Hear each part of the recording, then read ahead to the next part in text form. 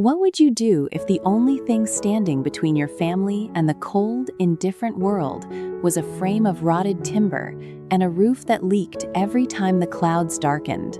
Would you stop, defeated by the weight of your failures, or would you find the strength to transform that ruin into a sanctuary? The screen cuts to a blur of motion, a stark, visceral contrast. 1 second, we see the old site. The collapsed, rain-soaked debris, the mud-caked boots, the hollow look in Jack's eyes as he stared at a notice of eviction. The next, a vibrant, warm glow fills the screen. It's the new house standing proud, smelling of fresh pine and promise. The camera captures Tu Tien, not as she was in those desperate days, but as she is now. Radiant, her hand tracing the smooth, polished grain of a wooden beam that Jack carved with his own calloused hands. The transition isn't just visual. It's a shift in the very atmosphere of their lives. In the span of a heartbeat, we've moved from the agony of displacement to the triumph of construction. But what did it actually cost to get here? What are the secrets hidden behind the perfect finish of these walls? And why does Tu Tien look at a simple kitchen corner as if it holds the key to her entire existence? The camera pans slowly across the interior. It's not a mansion, and it isn't filled with expensive, store-bought luxury. It's filled with intent. Jack watches from the doorway, his chest swelling with a quiet, hard-won pride. Every nail, every joint, every sanded surface was a silent apology for the instability he had put her through. He sees her fingers lingering on the edge of the stove, a custom-built unit designed specifically to save her back from the strain of the old, low-slung hearth. "Is it everything you wanted?" Jack asks, his voice barely a murmur, fearful that even the slightest breeze might shatter the fragile perfection of the moment. Tu Tien turns, her eyes glistening. She doesn't answer with a speech. She simply reaches out, pulling him into the space, her hand finding his. The kitchen is small, but in this light, it feels like the center of the universe. She remembers the days of crouching over a smoky, flooded stove, the dampness seeping into her bones. Now, the space is dry, illuminated by the soft, natural light spilling through windows they installed together. She touches the wooden shelves, the surface smooth and warm. It's not just a kitchen, it's a promise kept. It's not just a house, Jack.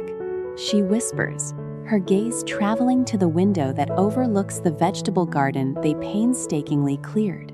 It's the first time in years I've felt safe. When the wind picks up at night, I don't listen for the sound of the roof buckling anymore. I listen to the sound of us. Jack moves closer, his shadow falling across the floorboards he laid himself. He watches her face, searching for any flicker of the old, gnawing anxiety. It's gone. It's been replaced by a quiet, steady rhythm of contentment. He realizes that the true gift wasn't the material structure, it was the restoration of her peace. He had been so obsessed with building a home that he almost forgot that for Tu Tien, home was never about the size of the room, but the stability of the presence. "I remember when we first started," Jack says, his voice taking on a darker, reflective tone. "I thought if I could just give you enough, I could fix the broken parts of our life. I felt so small, Tu Tien. I felt like a failure every time you had to go to the market in the rain, or every time we had to skip a meal to pay for the materials. I felt like I was dragging you down into the mud with me." Tu Tien pulls away slightly, looking at him with an intensity that leaves him breathless. "You were never dragging me down. You were building the raft. We were both drowning, Jack. You didn't leave me. You reached for me. You think I didn't notice the hours you spent by the light of a single bulb, sanding those beams until your fingers bled? You think I didn't see you choosing to go without, just so I could have a dry place to sleep? That wasn't failure. That was love, refined in the furnace." The tension in the air shifts, transforming from the weight of past regrets into the warmth of mutual understanding. The camera zooms in on their hands, calloused, rough, evidence of the labor that built this life. It's a powerful image, two people who are literally shaped by the work they did to survive. I wanted it to be perfect for you, Jack admits, gesturing toward the living area, where a handmade bookshelf sits filled with the few treasures they managed to save from the fire and the flood. I wanted to prove that no matter how hard we fell, I could lift us back up. But I realized that the house isn't what makes us happy. It's what we do inside it. It's the way we share a meal, the way we handle the silence, the way we choose each other every single morning when the sun hits that ridge. Tu Tien walks over to the window, opening it to let in the mountain air. The sound of the valley rushes in the distant, comforting roar of the creek, the rustle of the pines. "You've changed, Jack," she says, a playful yet deeply affectionate smile tugging at the corners of her mouth. "You're not the man who is constantly looking at his phone, calculating the cost of everything. You're the man who notices when the light hits the trees at 4 p.m. You're the man who makes tea in the morning without me asking. You've stopped being a manager, and you've started being a person." Jack laughs, a sound that feels light, unburdened. Maybe that's the greatest luxury of all. Not the house, not the land, but the freedom to just be present. I look at this kitchen, at you standing here, and I don't see a project anymore. I see a life, a real, messy, beautiful life that belongs to us. The scene transitions to the outside. The garden is beginning to take shape. Rows of young, vibrant green sprouts are fighting their way through the freshly turned soil. Jack walks alongside her, pointing out the progress. He explains the irrigation system he designed not for efficiency or profit, but for the health of the plants. It's a shift in focus that defines their entire journey. They aren't trying to feed a market. They are trying to nourish each other. The soil is good. Jack observes, his boots sinking into the dark, rich earth. It was hard to turn at first, but once you get past the top layer of rock and clay, there's something substantial here. It's like us. Tu Tien looks at him, her eyes searching. She knows exactly what he's referring to. The hard, stubborn layers of their pride, their past, their mutual misunderstandings. They've all been broken up, tilled, and replaced with something that can actually support life. "It took a long time to get here," she says, her voice quiet. "Do you ever wish we had taken a different path?" Jack shakes his head firmly. "If we had taken a different path, we wouldn't have built this. We wouldn't have learned how to hold on when the roof was falling down. I wouldn't have known what kind of person you really are, the kind who stays when the fire gets too hot." I don't regret the fall, Tu Tien. I only regret that it took us so long to realize that the fall was the only way to find the foundation. They walk back toward the house, the silhouette of the structure glowing against the deepening twilight. It's a moment of profound, mature connection. The romance of the beginning has evolved into something much stronger, a partnership forged in crisis, tempered by sacrifice, and anchored by a shared vision of what it means to be alive. "I have a surprise for you," Jack says, stopping at the threshold of the bedroom. He reaches into his pocket and pulls out a small, roughly carved wooden ornament, a flower, simple and elegant. "I made this during the nights when the crew was sleeping. It's not much, but it represents the growth we've made.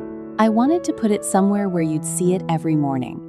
Tu Tien takes the piece of wood, her fingers tracing the delicate petals.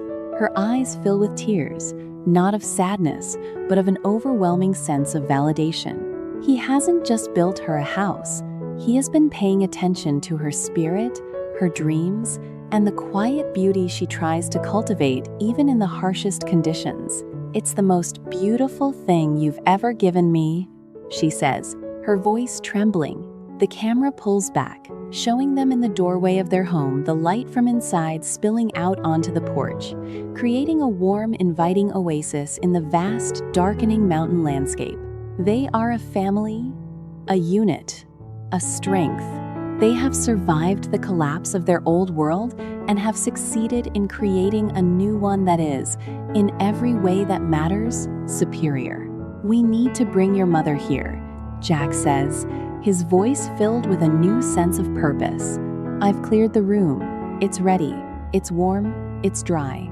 And it's finally safe." Tu Tien nods, a look of profound relief washing over her. "She's going to love it. She's going to love seeing you like this, Jack. She's going to love seeing how much we've built together." The episode doesn't end with a dramatic cliffhanger or a manufactured twist. It ends with the simple, quiet, and deeply resonant sound of them moving through their home, the space filled with the comfortable, predictable rhythms of a family that has finally found its footing. They eat together in the kitchen, the lights soft and golden, their laughter echoing against the walls they built with their own hands. As the camera pans away, leaving them in their sanctuary, the final shot is of the house from a distance, a small glowing ember of light in the heart of the mountains. It's a beacon of resilience, a testament to the idea that love isn't something you find, but something you build, day by agonizing day, until it's strong enough to shelter you from everything. The story of Jack and Tu Tien isn't just a drama, it's an invitation. It's an invitation to look at our own lives, our own ruins, and to see the potential for a home. It's a reminder that even when the storms seem endless and the ground seems hopelessly broken, there is always a way to build something that lasts. You just have to be willing to pick up the tools, be willing to bleed a little, and most importantly, be willing to stay. The credits don't start with music. They start with the sound of the wind, the rustle of the garden, and the soft, steady breathing of a home that is finally, mercifully at peace. The journey is far from over, but the most difficult part, the part where they had to figure out who they were without the crutches of their past, is behind them. They are standing, they are together, they are home. And as the screen goes black, we are left with the lingering feeling of having witnessed something truly transformative. We've seen the fall, we've seen the struggle, and now we've seen the restoration. It's a story that stays with you, a story that resonates in the quiet corners of your own heart. It's a story about the power of building, the necessity of patience, and the ultimate, undeniable victory of love over loss. The house is finished, but the vibrant, growing, unfolding life is just beginning. Every board, every nail, every beam is a chapter in a book they are writing together. And tonight, the pages are warm, the air is clear, and they are finally, at long last, where they were always meant to be. The journey was, and always will be, their greatest triumph. As we look at the house one last time, we realize that the most important construction wasn't the walls or the roof. It was the foundation of trust they rebuilt between each other. It's a foundation that can survive any storm, any collapse, any trial. It's a foundation that will support them for the rest of their lives. And that, in the end, is the only thing that truly matters. The story lives on, moving forward into the promise of a future that is entirely, beautifully their own. The farmhouse stands as a symbol, not of wealth or status, but of the strength of a family that chose to stay, to build, and to love against all odds. It is a beacon of hope, a testament to resilience, and a quiet, profound celebration of the simple, sacred act of building a home with the person you love. The screen remains dark, the silence heavy with the weight of the story. A story that isn't just about Jack and Tu Tien. It's a story about all of us, about the houses we're trying to build and the foundations we're fighting to save. And as we sit in the quiet, we can't help but feel a little bit more hopeful, a little bit more resilient, and a little bit more ready to face whatever storms might be waiting on the horizon. The journey, the pain, the triumph, it's all part of the process, and it's all absolutely, undeniably worth it. They are home. They are together. They are finally mercifully at peace. And for now, that is more than enough. The story continues, one day, one moment, one breath at a time. The world will keep turning, but for tonight, in this small, sacred corner of the world, everything is perfectly, finally at rest.